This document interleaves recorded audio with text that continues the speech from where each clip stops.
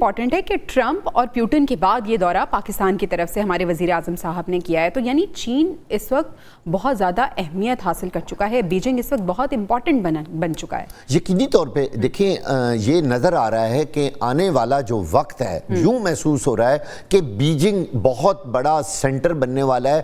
معاشی سینٹر بھی اور پاور کا بھی ایک سینٹر بننے جا رہا ہے، اور اس میں پاکستان اس کا بہترین اسٹریٹجک پارٹنر ہے ہر لحاظ سے، اکانومی کے لحاظ سے۔ میں یہاں یہ مثال دینا چاہتا ہوں، میرا خیال میں دنیا میں اگر دوستی کی کوئی بہترین مثال ہے مختلف ممالک کے درمیان تو وہ پاکستان اور چین سے اچھی مثال کوئی ہو ہی نہیں سکتی، جن کے درمیان آج تک کبھی ذرہ برابر بھی تعلقات خراب نہیں ہوئے، بلکہ ہمیشہ سے ان کے تعلقات جو ہیں وہ آنے والے وقت میں بہتر سے بہتر ہوتے گئے۔ پاکستان کا اس وقت دنیا بھر میں جو بہترین دوست ہے وہ چائنا ہے، سعودی عرب ہے، باقی بھی ممالک سے پاکستان نے اتنے بہترین تعلقات رکھے ہیں۔ پاکستان کی جو سفارتی محاذ پہ کامیابی ہے نا، اس کی وجہ ہی بہت بڑی یہ ہے کہ وہ کبھی بھی کسی ایک ملک کی گود میں نہیں گرا، اس نے ہمیشہ سب کو برابر کی سطح پر ڈیل کیا ہے، اور اسی کامیابی کی وجہ سے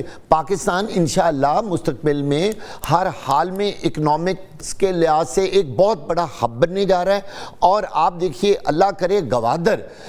کامیاب ہو، وہاں ڈیولپمنٹ جلد از جلد ہو، تو آپ دیکھیے گا کہ پاکستان دنیا میں کس طرح ایک چمکتا ستارہ بن کے سامنے آئے گا، اور پاکستان کے معاشی حالات کس حد تک بہترین ہونے جا رہے ہیں آپ کے سامنے آپ کو وقت بتائے گا۔ اس وقت بھی پاکستان کا جو گراف ہے اکنامکس کا، جیسے بہت ساری انٹرنیشنل ادارے جو ہیں وہ پاکستان کو بہترین ریٹنگ دے رہے ہیں، وہ اس بات کا ثبوت ہیں کہ پاکستان اس وقت دنیا میں معاشی ترقی میں اہم ترین ممالک کے ساتھ ساتھ چل رہا ہے، جس کی وجہ یقینی طور پر چائنا ہے اور باقی دوسرے ممالک، سعودی عرب ہمارے ساتھ ہے، یو اے ای ہمارے ساتھ ہے۔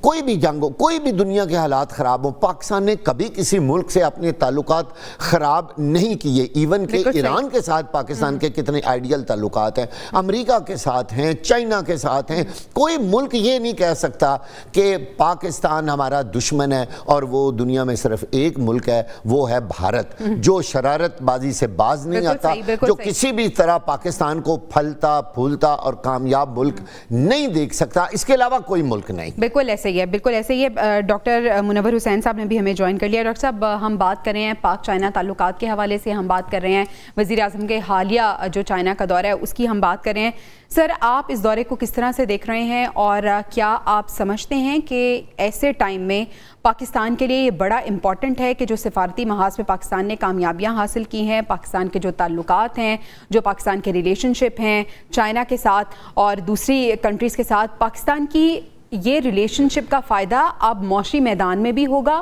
اور معیشت بھی ہماری بہتر ہوگی، اور پاکستان کو، پاکستان کے عوام کو اس کا فائدہ ہوگا؟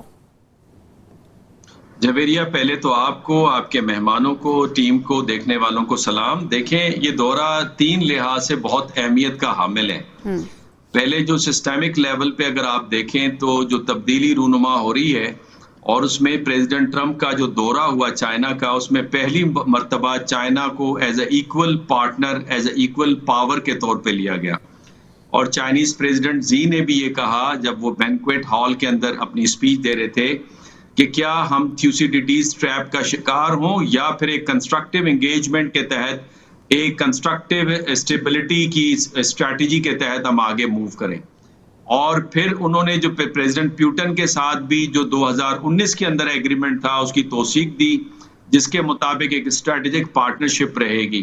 لیکن یہ ایریا آف انفلوئنس یا ہیجمون کہلانے کے بجائے وہ چاہتے ہیں کہ وہ سب کے ساتھ برابری کی سطح پہ آگے موو کریں۔ اور اسی تناظر میں جب بین الاقوامی سطح پہ ملٹی پولیرٹی ایمرج کر رہی ہے اور اس میں ٹرائی پولر ورلڈ میں ہم رہ رہے ہیں، اس میں پاکستان کا دورہ ایز اے مڈل رینج پار کے پرائم منسٹر کا دورہ، چیف آف آرمی کا دورہ بڑا اہمیت کا حامل ہے، بیکاز پوری دنیا جو ہے وہ تبدیلیوں سے گزر رہی ہے۔ خطے کے لحاظ سے آپ اسے دیکھیں تو CWC اس وقت ہمیں نظر آ رہی ہے، یعنی conflict with India, conflict with Afghanistan, اور پھر وار ان دا مڈل ایسٹ، اور پھر کنیکٹیوٹی۔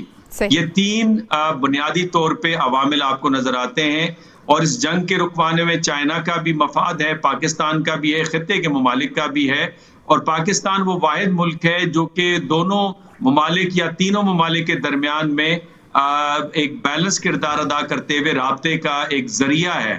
اور اس وجہ سے بھی کہ اس سے کنیکٹیوٹی متاثر ہو رہی ہے، اور کنیکٹیوٹی آگے جائے گی تو خطے کے اندر خوشحالی ہوگی۔ آ جاتے ہیں بائیلیٹرل لیول پہ، تو 1960 سے لے کر جو ہمارے تعلقات ہیں اور 70 میں جو اسٹریٹجک تعلقات میں تبدیلی آپ کو نظر آئی،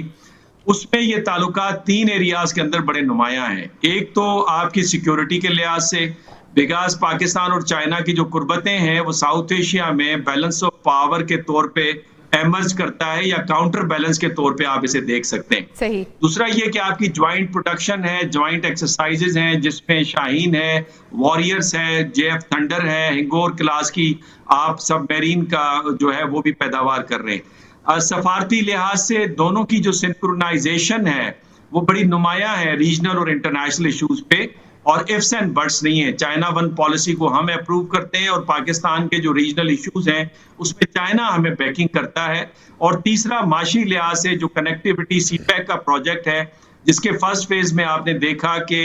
راستے اور جو انرجی شارٹیجز تھی، پورٹ وغیرہ تھی، اس پہ انویسٹمنٹ ہوئی، اور اب اکنامک زونز کے اوپر اور ٹیکنالوجی ٹرانسفر کے اوپر بات ہوگی، اور کراکرم جو کنیکٹیوٹی ہے اس کو فردر ایکسٹینڈ کرنے کی بات کریں گے، تو بڑی کمپریہنسو آپ کے تعلقات ہیں۔ اور اسی تناظر میں جو پرائم منسٹر کا جانا ہے اور مختلف جو علی بابا جیسی کمپنیز کے ساتھ ایگریمنٹ سائن کرنا ہے، اور پھر پریزیڈنٹ زی اور پرائم منسٹر لی کے ساتھ جو میٹنگ ہے، اس کی اہمیت دنیا سمجھتی بھی ہے اور دیکھتی بھی ہے۔ بالکل صحیح۔